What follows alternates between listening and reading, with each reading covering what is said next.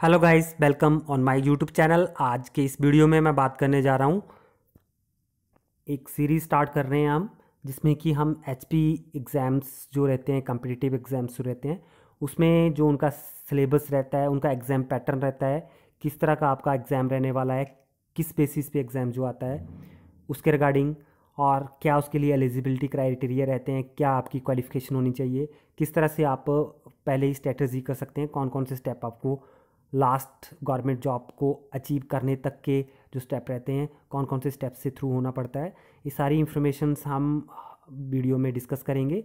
तो आज की इस सीरीज़ का जो फर्स्ट हमारा टॉपिक है, उसमें हम सिलेबस डिस्कस करने जा रहे हैं, जो कि एचपी सेट का सिलेबस है।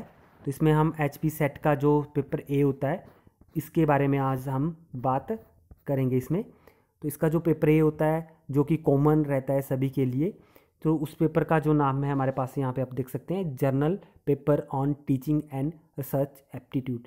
तो इसी तरह से मैं बाकी भी जो जैसे H P T G T exams हो गए, T G T medical arts, हर किसी का मैं अलग से वीडियो बनाऊंगा, उनका हम सिलेबस डिस्कस करेंगे, उसमें उनके एग्ज़ाम पैटर्न की बात करेंगे। तो इस तरह से आप चैनल के साथ जुड़ सकते हैं इस तरह की सीरीज़ को देखने के लिए। और साथ में जो आपके जिस एग्ज़ाम से रिलेटेड आपकी जो क्वेरी रहती है, वो भी आप कमेंट सेक्शन में कमेंट कर सकते हैं। जैसे ही आप किसी एक पर्टिकुलर एग्ज़ाम्स के रिलेटेड जो एग्ज़ाम पैटर्न है, या उससे रिलेटेड इन्फॉर्मेशन चाहिए आपको, तो वो आप कमेंट सेक्शन में कमेंट करें, मैं उसके रिगार्डिंग वीडियो आपको बना दूंगा। तो आज हम एच पी सेट के पेपर ए की सिलेबस के बारे में बात करेंगे। तो पहले तो मैं इसके बारे में बात कर लेता हूँ कि इसकी इंपॉर्टेंस क्या है आपके लिए। तो ऑब्वियसली ये सेट ए जो इसका पेपर होता है, सेट का पेपर ए, जो एक कॉमन रहता है सभी के लिए, और इसका नाम मैं पहले आपको बता चुका हूँ, journal paper on teaching and research aptitude. तो इसमें एक जर्नल सी जो है क्वालिटीज़ देखी जाती हैं, ठीक है। और दूसरी चीज़, ये पेपर बहुत ज़्यादा इंपॉर्टेंट रोल प्ले करता है किसी भी सेट के एग्ज़ाम के लिए। अगर चाहे आप केमिकल साइंसेस का ले लो, या फिजिकल साइंसेस का ले लो, या मैथमेटिक्स के लिए ले लो, किसी भी, या आर्ट्स के सब्जेक्ट भी ले लो सेट के, तो सभी में ये इंपॉर्टेंट रोल प्ले करता है। और ऐसा मैं क्यों बोल रहा हूँ, क्योंकि जो आपकी मेरिट होती है वो इसी पे आपकी डिपेंड करती है। क्योंकि मैक्सिमम स्टूडेंट्स जो होते हैं, वो जो अपना सब्जेक्ट मैटर होता है उसको तो अच्छे से कर लेते हैं, बट स्टिल इसमें अगर आपके मार्क्स थोड़े से भी कम हैं, तो आप मेरिट में मार्क खा जाते हो, ठीक है। तो ये बहुत इंपॉर्टेंट रोल प्ले करता है, इसलिए इसको लाइटली ना लेके इसको भी आप अकॉर्डिंग टू सिलेबस पढ़ते हैं, तो you can do better for next time. तो इसके लिए हम स्टार्ट करते हैं वीडियो, और देख सकते हैं इसमें। तो ये पेपर बनना है, और इसमें the main objective is to access the teaching and research capabilities of candidates.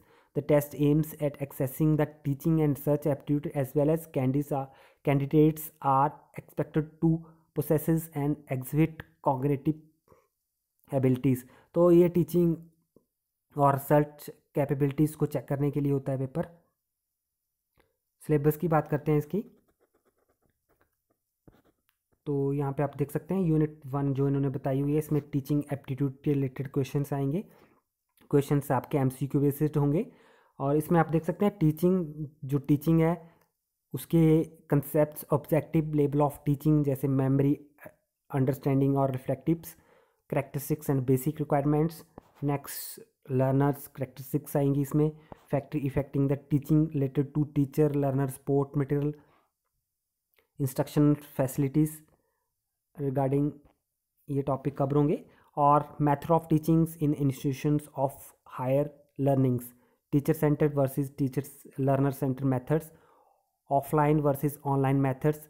तो इसमें सारी चीज़ें आपको इनके रिगार्डिंग क्वेश्चन पूछे जाएंगे। टीचिंग सपोर्ट सिस्टम, ट्रेडिशनल, मॉडर्न्स और आईसीटीज बेस्ड जो भी रहते हैं, इनके रिलेटेड आपको क्वेश्चंस पूछे जाते हैं। नेक्स्ट जो इसकी यूनिट रहेगी वो रिसर्च एप्टीट्यूड की रहती है। तो इसमें रिसर्च का मतलब क्या होता है, method of research, step of research, कौन से मेथड्स इसमें फॉलो होते हैं, thesis and article writing, application of ICT in search and research ethics. तो ये टॉपिक इसमें कवर किए जाते हैं। नेक्स्ट थर्ड यूनिट जो रहेगी कंप्रेंशंस की रहेगी। इसमें passage of the text to be given and question उससे रिलेटेड पूछे जाएंगे। तो कंप्रेंशंस आपको पता है, जो कि 10th+2 में से पढ़ते आ रहे हैं आप, वही कंप्रेंशंस यहाँ पे पूछी जाएगी। और यूनिट 4th में कम्युनिकेशन स्किल्स से बेस्ड रहेगा। कम्युनिकेशंस क्या होता है, मीनिंग क्या है, उसके टाइप्स वगैरह, इफेक्टिव कम्युनिकेशंस क्या है, verbal, non-verbal, intercultural and group communications, classroom communications, very to effective communications and mass media and society से रिलेटेड क्वेश्चंस इससे पूछे जाते हैं।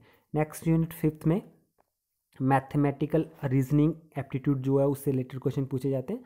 Type of reasonings, number series, letter series, codes and relationship से questions आएंगे। Next mathematical aptitude, fractions, time distance ratio, proportions, percentage, profit and loss, interest and discounting and averages से related question आपको पूछे जाएंगे। नेक्स्ट जो unit है वो हमारी है यूनिट 6। तो इसमें लॉजिकल रीजनिंग के क्वेश्चन पूछे जाएंगे। तो इसमें देख सकते हैं understanding of structure of arguments, आपको स्ट्रक्चर रिलेशंस दी होंगी। Next evaluating and distribution, deductive and inductive reasoning, analogies, Venn diagrams पूछे जाएंगे, इंडियन लॉजिक्स पूछे जाएंगे। नेक्स्ट पैराम्स पूछे जाएंगे, स्ट्रक्चर्स एंड काइंड ऑफ एनुमा पूछा जाएगा। और नेक्स्ट जो यूनिट रहेगी उसमें डाटा इंटरप्रिटेशन का रहेगा।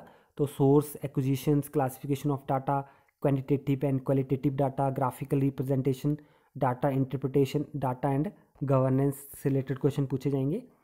नेक्स्ट जो है यूनिट 8 उसमें ICT, general, abbreviations and terminology पूछी जाएगी। Basis of internet, email, audio and video conferencings, digital initiatives in higher education and ICT and governance. Next unit 9th में पीपल डेवलपमेंट एंड इन्वायरमेंट से related question पूछे जाएंगे, जिसमें कि development and environment का क्या रोल है, ह्यूमन एंड इन्वायरमेंटल इंटरेक्शंस क्या है, इन्वायरमेंटल इश्यूज जो नेक्स्ट अपकमिंग होते हैं, लेटेस्ट इश्यूज भी इसमें कवर किए जाते हैं। Impact of pollutions on human health, nature, energy and resources, ये कॉमन से हैं। Natural hazards and disasters, environmental protection acts जो इसमें सिलेबस में बताए हुए हैं, प्रोटोकॉल्स जो भी रहे हैं इससे रिगार्डिंग।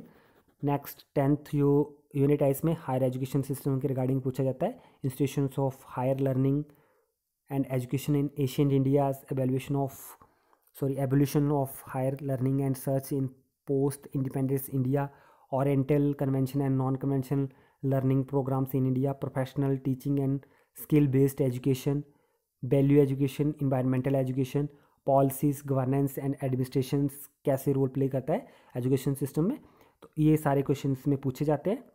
नेक्स्ट आप यहाँ पे देख सकते हैं 5 questions each carrying 2 marks are to be set from each module. तो 5 मार्क्स होते हैं, 5 क्वेश्चंस होते हैं हर उस सेक्शन में से। And whenever graphical and pictorial questions are set to for sighted candidates, a passage followed by equal number of questions and weightage to be set for visually impaired candidates. तो visually impaired candidates के लिए instruction है। तो ये तो था syllabus. अब मैं आपको कुछ एक टिप्स बता देता हूँ इसके रिगार्डिंग। आप जो भी एग्ज़ाम्स पढ़ते हो, जो भी एग्ज़ाम्स आप नेक्स्ट तैयारी कर रहे हो या जिस भी एग्ज़ाम्स की आप प्रिपरेशन कर रहे हो, तो एक चीज़ पॉइंट नोट कर लें कि अगर आप अंधेरे में तीर चलाने वाली बात कर रहे हो तो आप सक्सेस नहीं होने वाले हो, ठीक है। अगर आप ऑब्वियसली है, अगर आप अकॉर्डिंग टू सिलेबस पढ़ेंगे तो यू कैन स्कोर मोर, जो पॉइंट है या मोर जो मार्क्स हैं वो आप स्कोर करोगे एज़ कम्पेयर टू अगर आप ऐसे ही पढ़ते जा रहे हो, ठीक है। तो मेरी सजेशन मानिए, जो भी आप पढ़ते हो, जिस भी एग्ज़ाम्स की तैयारी कर रहे हो, उसको आप क्या करना है, अकॉर्डिंग टू सिलेबस पढ़ना है। अब मैं आपको बता देता हूँ कि जितने हायर एग्ज़ाम्स होते हैं, अगर आप एचएस की बात कर रहे हैं, जहाँ आप टीचिंग एग्ज़ाम्स की बात कर रहे हैं, तो उसमें क्या होता है, आपको पर्टिकुलरली डिज़ाइंड सिलेबस ही पढ़ना होता है और उसी में से आपको क्वेश्चंस आते हैं, ठीक है। अदरवाइज़ अगर आप लोअर टेस्ट की बात करते थे, जैसे आप अगर मैं पुलिस की बात कर लेता हूँ, एचपी पुलिस के एग्ज़ाम की, एचपी सेक्रेटरीट जो सेक्रेटरी होते हैं उनकी एग्ज़ाम की, पंचायत सेक्रेटरीज होते हैं, या एचपी पटवारी की बात कर लेता हूँ, तो उसमें सिलेबस तो उन्होंने फिक्स किया होता है कि हिंदी आएगी, इंग्लिश आएगी, बट स्टिल उसमें ये नहीं बताया होता है कि कहाँ से आएगी, ठीक है।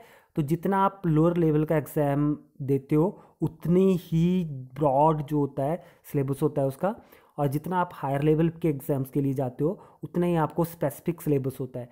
तो मेरी सजेशन है कि जब भी आप एक पर्टिकुलर सब्जेक्ट के रिगार्डिंग आप एक हायर लेवल के टेस्ट की तैयारी कर रहे हैं, तो एक बार उसका सिलेबस ज़रूर पास में रखें और अकॉर्डिंग टू सिलेबस तैयारी करके ही टेस्ट दें, तो उससे आपको ज़्यादा बेनिफिट होगा और आप ज़्यादा स्कोर कर पाएंगे। अदरवाइज़ अगर आप ऐसे ही सारा सिलेबस पढ़ के जाते हो, अगर मैं टीजीटी की एग्ज़ाम की बात कर लेता हूँ, तो अगर आप सारा ही सिलेबस पढ़ के जाते हैं तो ऑब्वियसली आपको सारे सिलेबस में से क्वेश्चंस नहीं दिखेंगे, आपको टारगेटेड पॉइंट्स जो आपके सिलेबस होता है उसी से पढ़ के गए हों तो आपको ज़्यादा बेनिफिट होगा।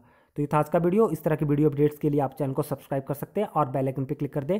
और जो भी आप किसी भी पर्टिकुलर एग्जाम्स के बारे में इंफॉर्मेशन चाहते हैं वो आप कमेंट सेक्शन में कमेंट जरूर करें। Thank you.